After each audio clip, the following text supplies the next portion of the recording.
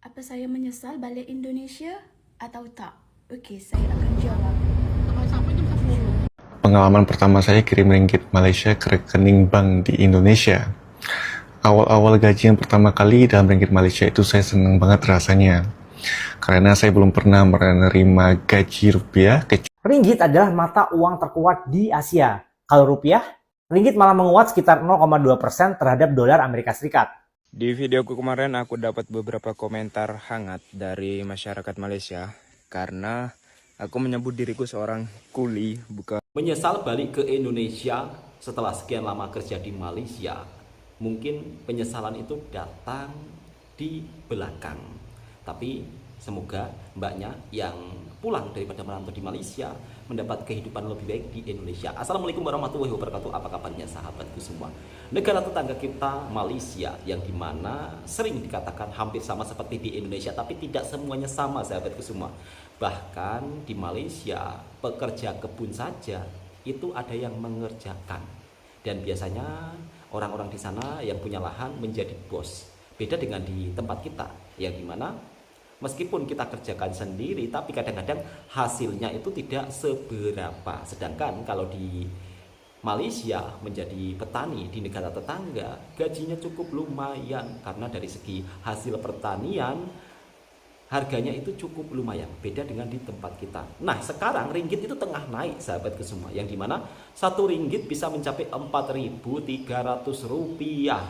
Jadi kenaikan ringgit ini memang benar-benar luar biasa.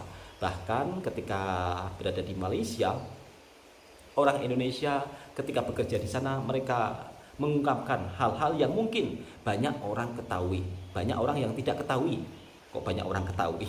Banyak orang yang tidak mengetahui akan hal kerja di Malaysia. Lalu apakah enak kerja di Malaysia? Dan tentunya kalau ingin kerja ke negara orang, jangan sampai melakukan cara-cara yang tidak benar, sehingga kalau di suatu negara tersebut maka Anda akan merasa yang sekiranya tidak nyaman, dan mungkin akan gelisah, dan mungkin akan merasa was-was karena tidak lengkap bekerja di suatu negara tersebut. Oke, langsung kita simak videonya, yang dimana orang Indonesia ketika bekerja di Malaysia inilah yang dirasakan. Di videoku kemarin aku dapat beberapa komentar hangat dari masyarakat Malaysia karena aku menyebut diriku seorang kuli, bukan seorang pekerja.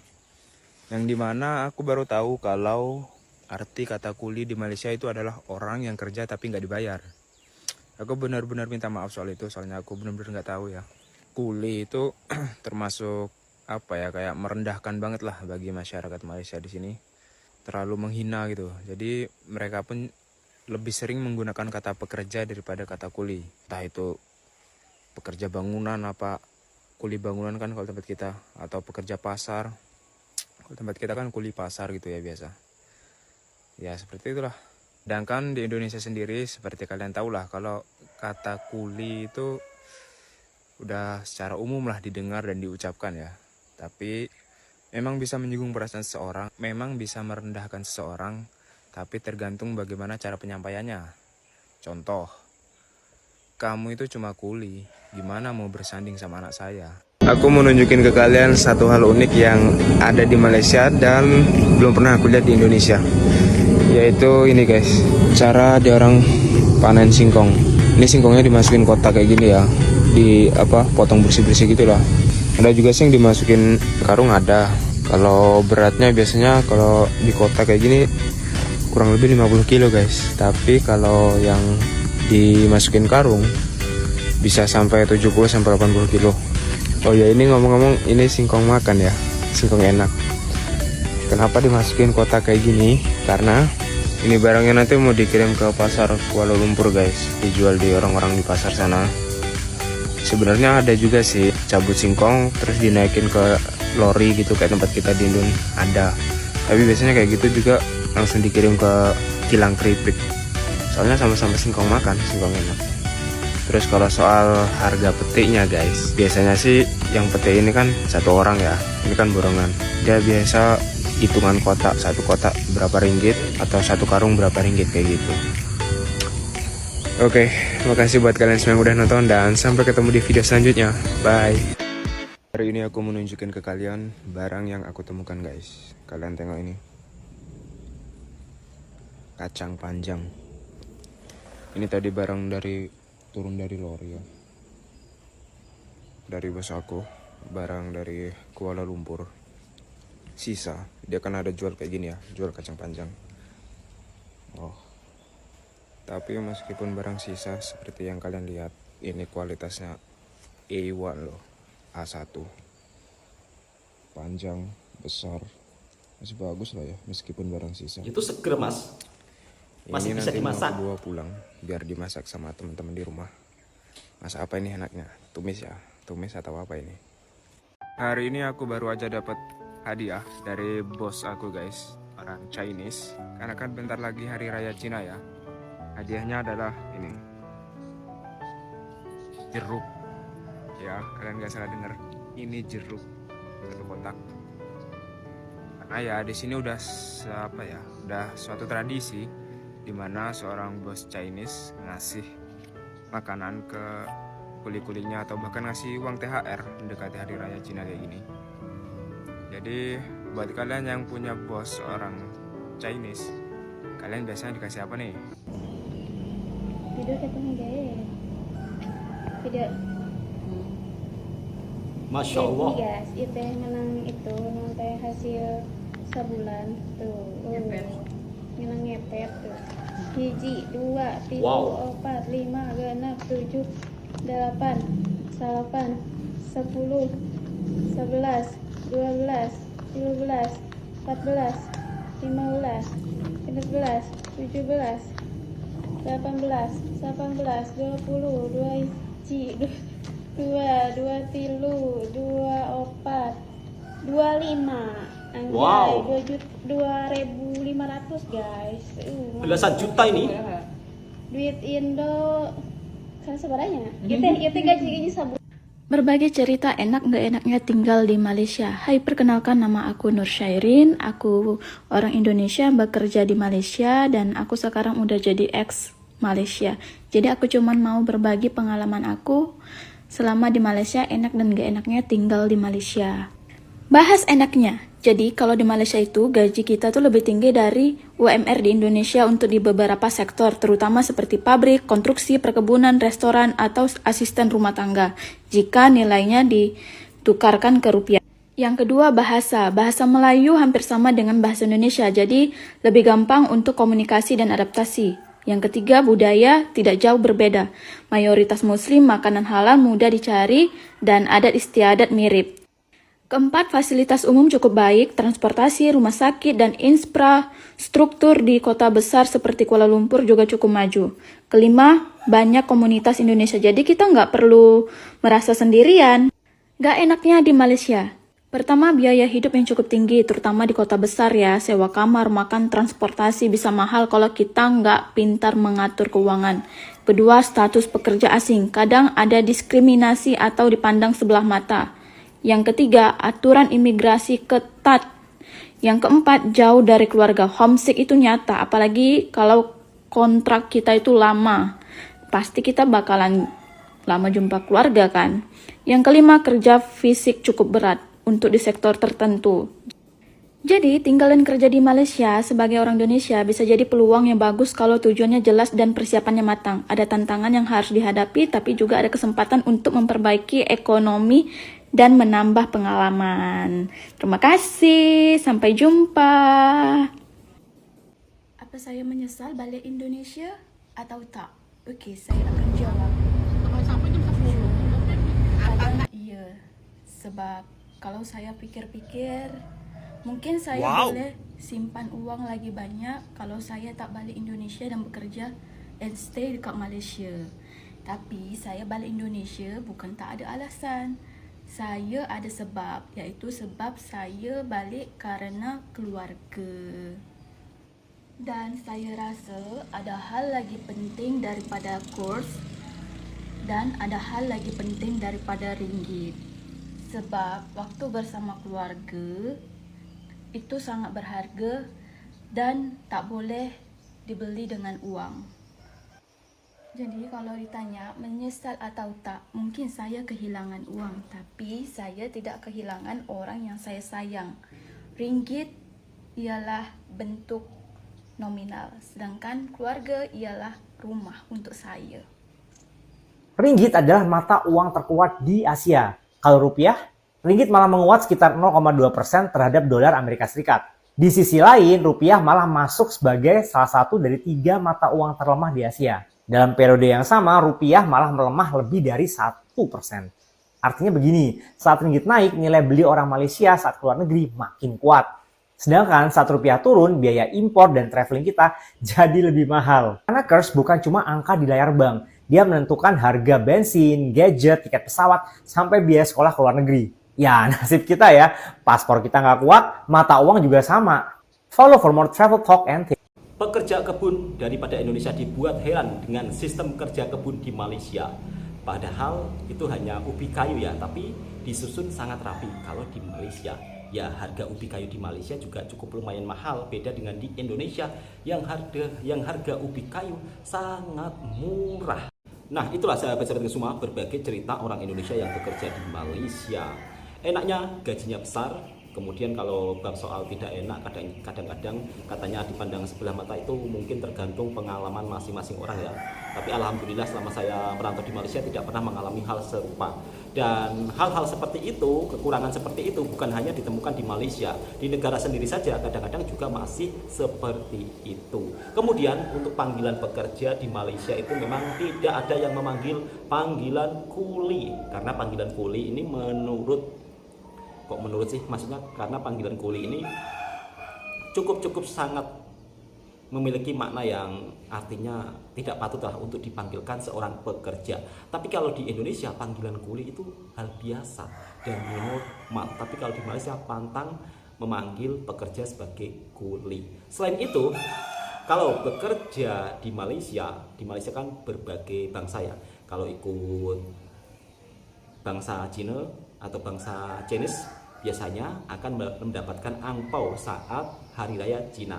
Tapi kalau untuk misal kata bekerja dengan orang Melayu, hari raya Idul Fitri pun sama, juga akan mendapat uang raya. Selain itu, sahabatku semua, cerita daripada kakaknya daripada Indonesia ketika pulang ke Indonesia dibuat menyesal karena di saat ringgit naik beliau balik kampung. Tapi di sisi lain keluarga lebih penting dibandingkan misal kata kita mencari uang ringgit yang tidak ada habisnya. Selain itu sahabatku semua, ringgit Malaysia menjadi salah satu ringgit yang terkuat, yang dimana kenaikannya begitu sangat luar biasa, bahkan menjadi mata uang yang terbaik di Asia. Sedangkan rupiah kini kian melemah. Bahkan kalau kita lihat ya, gaji pekerja sebagai pembantu rumah tangga saja yang dimana mbaknya daripada Indonesia sampai dapat belasan juta rupiah atau sekitar 2.500 ringgit. Mungkin mbaknya ini sudah cukup lama ya merantau di Malaysia sehingga gajinya pun juga cukup lumayan besar.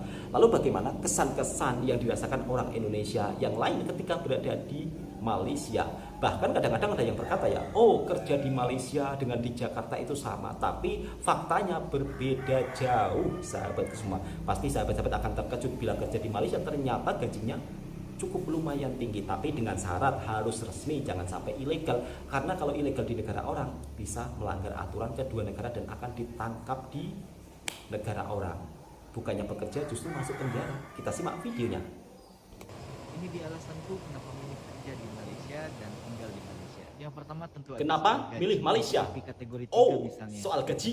Itu minimumnya udah sekitar 3.000 ringgit per bulan atau kira-kira sekitar 12.600.000 kalau Wow. dengan kurs saat ini. Dengan cost of living yang masih masuk akal, value dari gaji itu terasa lebih hidup dan bisa dibilang Lebih hidup? seimbang sama kehidupan. Lebih seimbang. Selanjutnya adalah lingkungan kerjanya. Lingkungan. Campuran antara lokal dan juga ekspat dari berbagai negara. Jadi secara tidak langsung bikin kita berkembang dan adaptif. Kita jadi bisa belajar budaya, makanan, dan bahasa. Betul sekali. Dan hal ini menurutku pengalaman yang sangat berharga karena selain kerja kita juga belajar perspektif baru dari banyak orang. Nah selanjutnya alasan gue kenapa gue milih kerja di Malaysia dan tinggal di Malaysia itu adalah karena lokasi yang gak jauh dari Indonesia. Buat kalian yang punya Betul sekali, Mas. pengalaman seputar kerja di KL, tulis di kolom komentar ya. Oke, gue mau rating setelah gue sebulan kerja di Malaysia.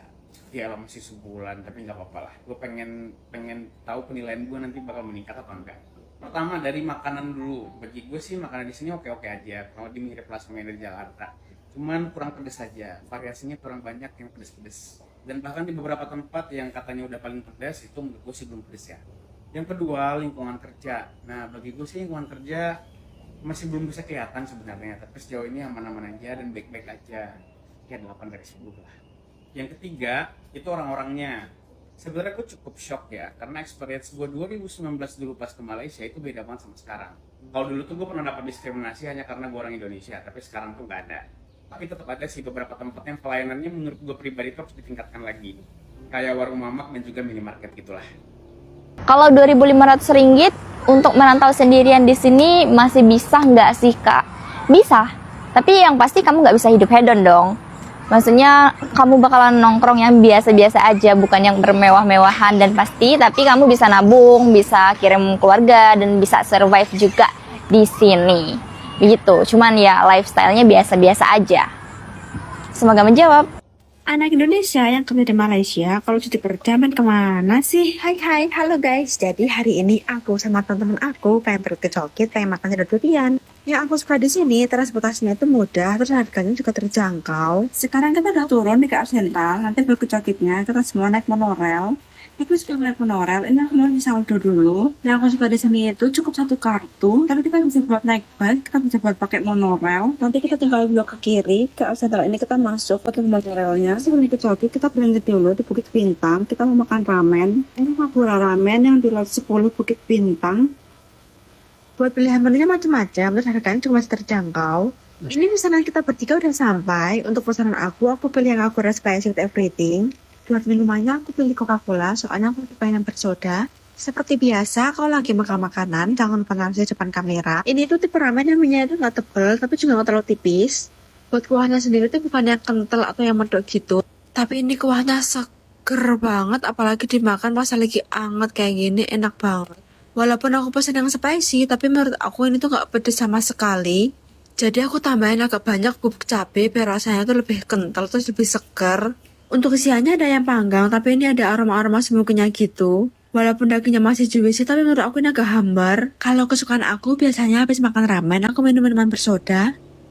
Selesai makan, jangan lupa kita bayar dulu. Lepas itu kita mau lanjut ke lokasi kita berikutnya. Violet, blue, green, red, to keep me out. I win this thing, I wanna sleep. Selesai foto-foto, kita mau ke Coket, naik monorail dari Bukit Bintang. Buat lokasinya nggak terlalu jauh, tapi kita juga harus masuk ke dalam pasar. Buat patokannya stasiun minyak, nanti kita tinggal ke kiri, terus kita tinggal jalan lurus ke depan aja. Ini aku salvok, ternyata ada jualan baru, bakar-bakaran. Ada berbasuan, ada kaki ayam, ada hati ayam. Nanti sebelum dibakar, dicelup dulu ke bumbu kacang. Untuk kedainya udah kelihatan dengan view Twin Tower. Tapi kalau ada yang nggak suka durian, ada juga kok topping yang lain. Ada topping kacang tanah, kacang merah, sama pulut. Satisfying banget kalau lagi lihat es diserut. Kalau udah ada esnya, ini dituang santan, gula merah, terus dikasih cendol. Ini part yang ditunggu-tunggu pengisian topping. Aku pesan cendol durian, tapi tanpa jagung. Kalau yang komplit itu cendol durian, nanti di atasnya ditambah topping jagung manis. Ini aku dapat lumayan banyak daging duriannya, sekitar ada 4 potong. Buat harganya aku lupa, kalau nggak salah itu sekitar 16 ringgit atau nggak 18 ringgit, itu udah komplit. Kalau lagi kangen cendol Indonesia, ini wajib banget kesini, soalnya rasanya tuh mirip, terus seger banget.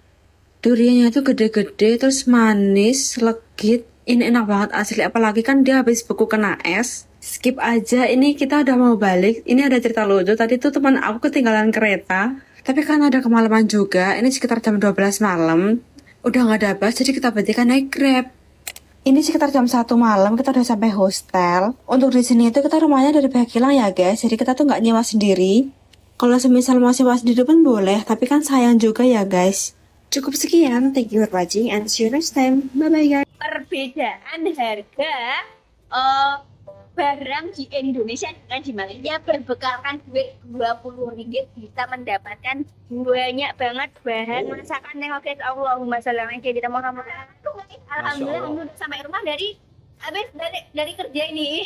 Tapi belum ditumas, alhamdulillah. Dan sampai rumah dong. Nah, sampai rumah tadi belum sampai rumah, masih di perjalanan mau masuk ke rumah, Anggi teringat kalau nggak punya garam. Walhasil Anggi patah balik menuju ke 99 beli garam. di 99 Bismillah, tengok Anggi ternyata nggak cukup satu aja, banyak yang barang yang Anggi beli guys. Oke, ini kalau di Indonesia satunya ini harganya 4.000 rupiah, itu setara dengan 2 ringgit, enggak lah, 1 ringgit berapa sen gitu. Nah ini yang dibeli dua, jadi kalau buat Indonesia harganya 8.000 rupiah. Terus ini ada buah keras. Nah buah keras ini yang lupa di Indonesia namanya apa ya? Ini Kemiri. di sini harganya cuma 1 ringgit. Kalau di Indonesia pun Anggi lupa, sebab jarang banget. Ini Anggi mau buat capcay. Terus lagi ini ada apa namanya sabun Lifebuoy. Ini harganya hanya 7.95 ringgit. Nah kalau di Indonesia itu biasanya segini itu harganya 18.000 rupiah.